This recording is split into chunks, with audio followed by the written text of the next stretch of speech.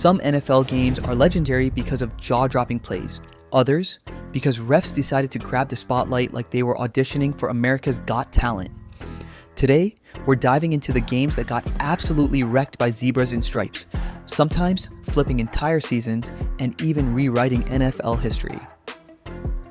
Let's start with the disaster that had the President of the United States roasting the NFL. Your Sartend, the Fail Mary, Packers versus Seahawks. Final play. Russell Wilson lobs it up, Golden Tate and MD Jennings both go up, and somehow the replacement refs call it a touchdown. Seahawks win. Packers fans lose their sanity. Even President Obama chimed in, calling it terrible. Imagine your job performance being so bad, the commander-in-chief has to subtweet you. This was the moment the NFL realized replacement refs were like putting a Walmart greeter in charge of NASA. And if you thought that was bad, wait until you see the game where the refs robbed the team of the Super Bowl itself. Number 9, Saints versus Rams, 2019 NFC Championship. Tie game, under 2 minutes left. Drew Brees throws, and Tommy Lee Lewis gets obliterated. Helmet to helmet, clear pass interference, refs swallow the whistle. Rams tie it, win in overtime, and head to the Super Bowl. Saints fans were so furious they literally filed a lawsuit against the NFL. That's how you know it's bad, when football fans start Googling how to sue Roger Goodell. But hey, at least the Saints lost to a Super Bowl team.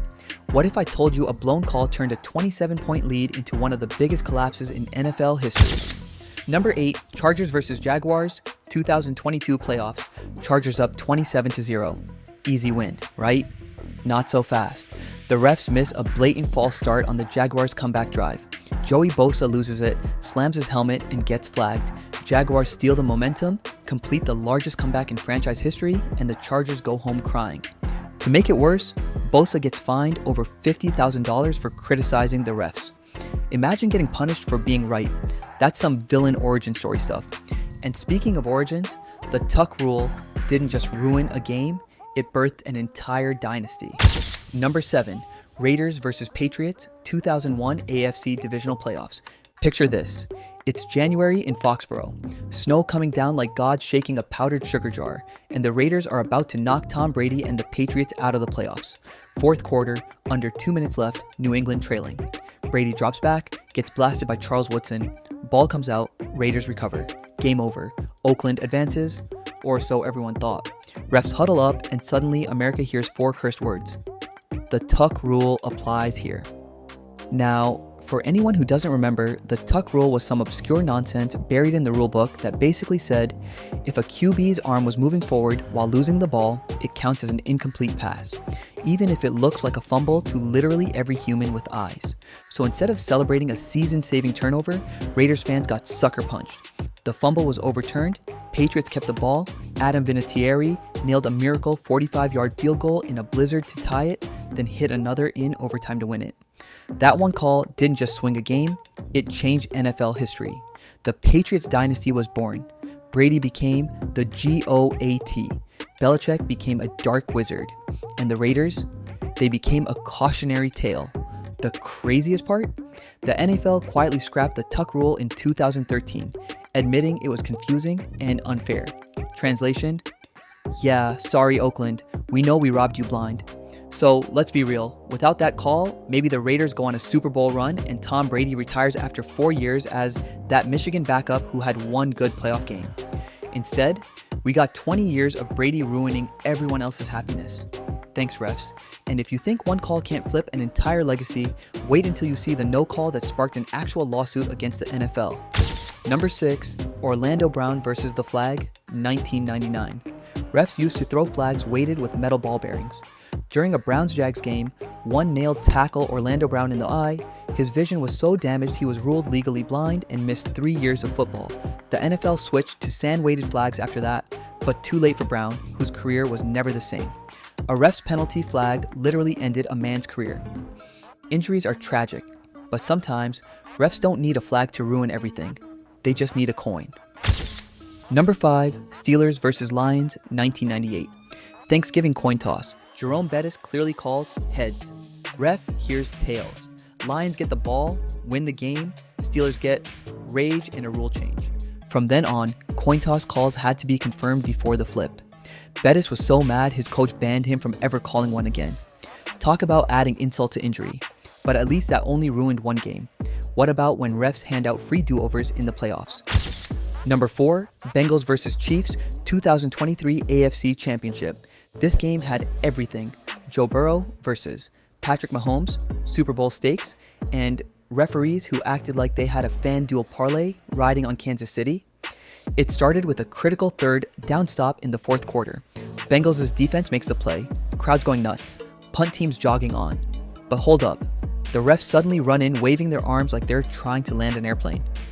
The play was shut down. Replay third down. Wait, what? Since when does the NFL have do-overs like it's recess? The entire play ran. Nobody heard a whistle, and only after the Bengals stopped Mahomes, the refs claim it didn't count. Imagine telling your boss, yeah, I messed up that whole report, but let's just hit reset and pretend it never happened. Fine, Chiefs get a free play. Bengals fans are heated, but they still force a punt. Problem solved, right? Nope. Next drive, refs drop another bomb. Defensive holding on Eli Apple. Automatic first down. The contact? Softer than a hotel pillow. At this point, the Zebras weren't even hiding the fact they were helping. But the dagger came with 8 seconds left. Mahomes scrambles for a first down. Joseph Osai chases him out of bounds, barely brushing him as he steps out. Flag. Personal foul. 15 yards tacked on. Chiefs go from midfield to easy field goal range. Harrison Butker nails it. Chiefs win 23-20. Bengals sent home. The aftermath, pure meltdown. Bengals fans flooded social media calling it the NFL script. A Change.org petition popped up demanding a rematch, over 100,000 signatures. Even neutral fans were like, yeah, that was sus. And look, Mahomes is great, no doubt. But when the refs are basically his left tackle, you don't exactly need divine intervention to win. But if you thought that was a screw job, just wait. Because the very next game, on the biggest stage of all, the refs outdid themselves. 3. Calvin Johnson's no catch, 2010. Calvin Johnson makes a game-winning grab. Everyone celebrates.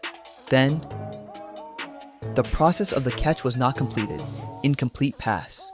This call was so bad it literally forced the NFL to redefine what a catch even is. And let's be real, it's 2025 and we still don't know what a catch is. If you think that's confusing, wait until you see the game where refs couldn't even agree on their own flag. Number 2, Lions vs. Cowboys, 2015 playoffs. Stafford drops back, throws, clear pass interference. Ref throws a flag. Then a minute later, flag picked up. No foul. Fourth down. Cowboys win. Lions fans cry into their Thanksgiving leftovers.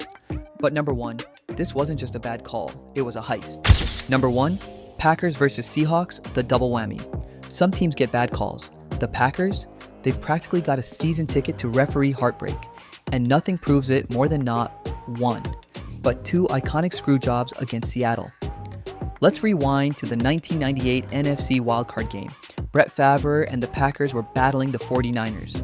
Final drive, Jerry Rice catches a ball over the middle, except, plot twist, he fumbled before he was down. Packers jumped on it. Game should have been over. But the refs? They swallowed the whistle harder than Marshawn Lynch at an all-you-can-eat Skittles buffet. No replay review back then, so the Niners kept the ball. Steve Young hit Terrell Owens for the catch too, one of the most famous game winners ever. Packers fans, traumatized. And this was just part 1. Fast forward to 2012, Monday Night Football. Packers vs. Seahawks. Replacement referees. Last play of the game. Russell Wilson launches a prayer. Jennings goes up, snags it clean. He's got the ball. Interception. Packers win. But wait, Golden Tate is also there, basically giving Jennings the Heimlich maneuver while pretending he caught it too. One ref signals touchdown. The other signals interception. Pure chaos. Fans are screaming. Players are losing their minds. Twitter is melting down. After review, the refs double down on the dumbest decision in NFL history, touchdown Seahawks. Packers lose. That call became known as the Fail Mary, and it was so embarrassing even President Obama commented on how bad it was. Think about that. This wasn't just sports news, it was world news. The leader of the free world basically subtweeted Roger Goodell. Days later, the NFL had no choice but to settle the referee strike and bring back the real Zebras. So yeah, twice, the Packers' fate was ripped away by refs wearing stripes. One missed fumble gave birth to an all-time Niners highlight. One bogus touchdown turned into the most hated call of the decade. Together, it's the ultimate referee robbery. Packers fans still wake up in cold sweats thinking about it. And that's the thing. Sometimes refs don't just ruin games, they change legacies. Refs are supposed to keep the game fair. Instead, they flipped dynasties, ruined careers, and made fans want to throw remotes harder than Brett Favre throws picks. So, what do you think? Are these just bad mistakes, or is the NFL secretly scripted like WWE? Drop your thoughts in the comments, smash that like button, and hit subscribe. Because next time, we're breaking down NFL players who let trash talk blow up in their faces.